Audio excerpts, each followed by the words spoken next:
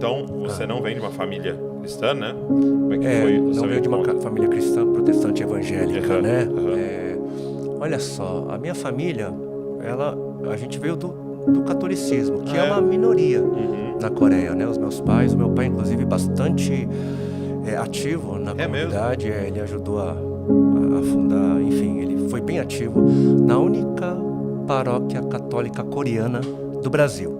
É mesmo? Até onde eu sei, ela continua sendo, a não ser que... né? Você já tem mais. E aí a gente bastante, né, envolvidos, né, muito presentes. Mas depois que eu volto da Coreia, lá por volta de 98, eu passo uma temporada... Então isso com uns 23 anos. 98, 23, 24, né? E aí eu tô aqui, tô bem, tô legal, né? Poxa, voltei, tava com muita saudade, sofri bastante lá na Coreia. Eu passei por sozinho, né? Uma cultura muito diferente. Você percebeu que você era bem brasileiro. Eu sou coreano também, Sim, não tem como negar, né? E eu volto e eu tô legal, tô bem. E em 99 eu tenho uma oportunidade de representar o trabalho da família. Eu vou lá para Florianópolis para passar uma temporada. Ia passar uns 4 meses lá representando, né, o trabalho da família. E na verdade eu fui lá para trabalhar. Florianópolis. Imagina, no auge, né, da minha juventude, eu vou lá, vou trabalhar, mas não conheci o Senhor, tá, gente? Então eu fui lá para curtir, né? Curtir. E nessa que eu tô ali, curtindo a vida, eu conheço um pessoal, né? Um pessoal muito bacana, que falava só de Jesus, né? E aquilo me incomodou, porque olhando para esse pessoal, olhando para a pureza desse pessoal, eu me lembro que uma vez eles me chamaram para um culto. E onde, assim, que você viu esse pessoal? Em Florianópolis, lá na região dos ingleses, na região norte da ilha. Tá, mas assim, você tinha ido em praia, alguma coisa? Tinha esse grupo lá? Na verdade, eu conheci o Cliff, que era uma pessoa ali da região, e ele era a pessoa que conhecia todo mundo. Você começou a dar... E aí eu falei, Cliff, comecei a sair e tudo tal, e aí ele me apresentou esse pessoal da igreja, né? E eu achei que a gente ia pra balada com esse pessoal, né? A gente foi numa pizzaria, né? E acabou a pizza, um sábado, a gente tá indo embora, tá indo embora, por que tá indo embora? A gente tá indo pra igreja amanhã, não sei o quê. Eu também vou pra igreja, o que tem? O que tem uma coisa a ver com a outra, né? Mas enfim, depois a gente acaba se aproximando, né? A gente acaba saindo e uma vez eles me convidaram, né, para ir para a igreja. Eu vou para a igreja e depois da igreja eles falaram: vamos lá em casa tomar um chá, né? Vamos, né? Uma juventude, né? Tomar chá. Bom, vamos, né? E quando eu fui lá, era chá mesmo.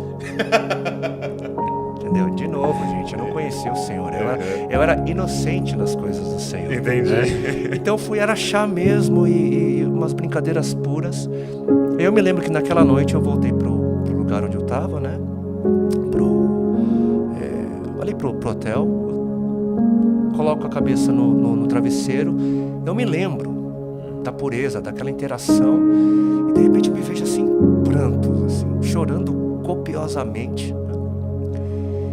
E aquilo passa, eu tava precisando, né? Uma choradinha. De vez em quando, assim, chorar faz bem, né? Nem sabendo, inocente, não sabendo o que estava acontecendo já. E essa turma começa a me convidar de forma assim recorrente. Quarta-feira, encontro de oração, sexta-feira, não sei o quê, sábado, encontro dos jovens, domingo de manhã, eu tô lá. Todo culto, né? Tô ali, né?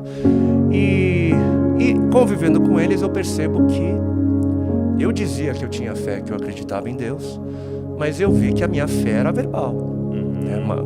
A minha vida não falava. A minha vida falava que eu era um ateu, praticamente. Quando eu vi o que era fé, o que era o amor a Cristo, quando eu vi o que era, né, viver segundo, né, o que se crê, eu falei, opa. E aí eu fui levado a questionar a minha fé. E quando eu questionei, eu falei, uau, eu não creio não. E aí a pergunta que surgiu foi: será que Deus existe?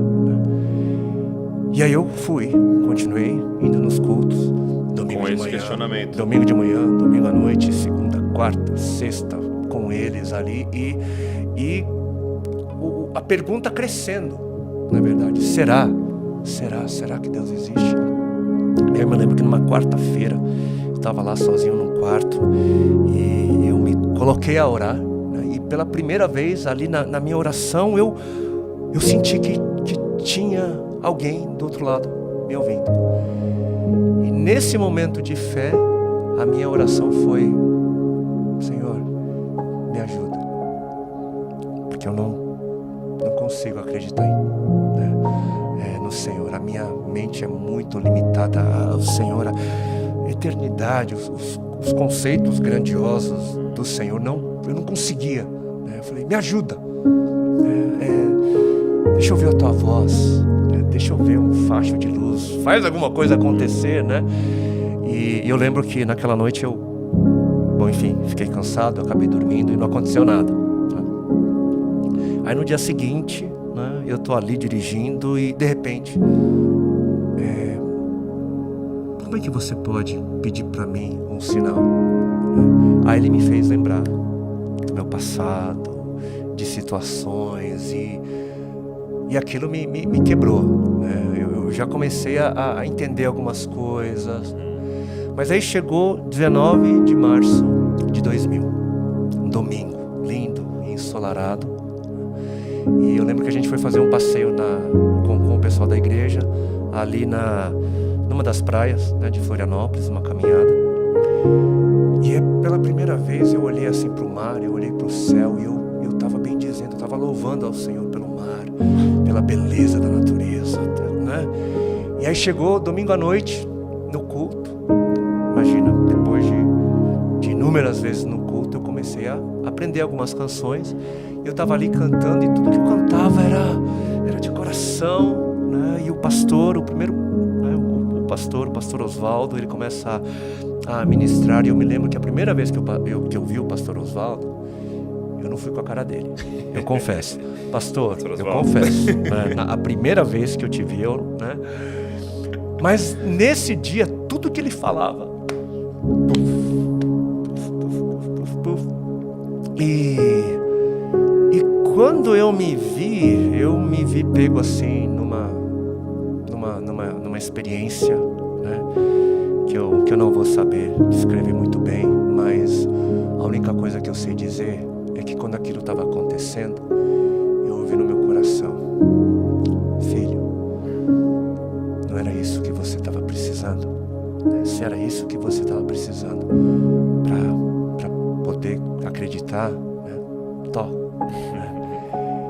E naquele dia, naquela hora, as vendas caíram, né? Naquele dia eu deixei de ser um descrente e passei a ser um crente no Senhor. No dia 19 de março de 2000, a minha vida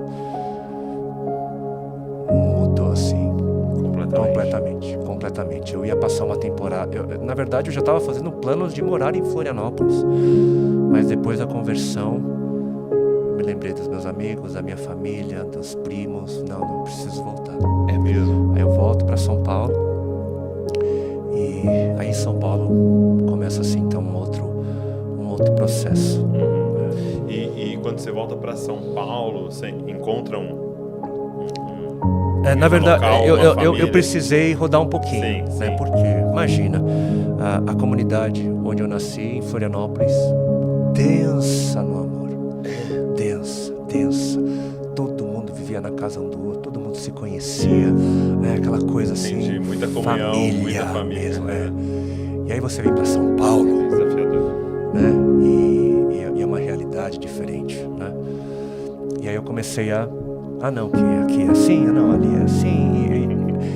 Até que, de repente, eu fui numa comunidade e eu senti assim no meu coração, né? Qual que é a sua expectativa? Por que você está aqui? É por mim? É pelas pessoas? Aí eu dei uma acordada, não, ele é a razão, né? Ele é o fundamento, então, tá bom, vou ficar aqui. Aí eu fiquei. Entendi. fiquei por uma breve temporada ali na Igreja Batista da Lapa, né? E depois de uma temporada eu fui convidado para fazer parte de um ministério que estava nascendo entre os coreanos, né? Em São Paulo. E ali a gente começou então o ministério a partir de 2001. Muito bom. 2001 já? 2001 já. Uau, foi muito rápido. 2001. No início mais na área do louvor, né? Mas logo na sequência eu já fui inserido num seminário e um pouquinho tempo depois, então, cuidando dos jovens.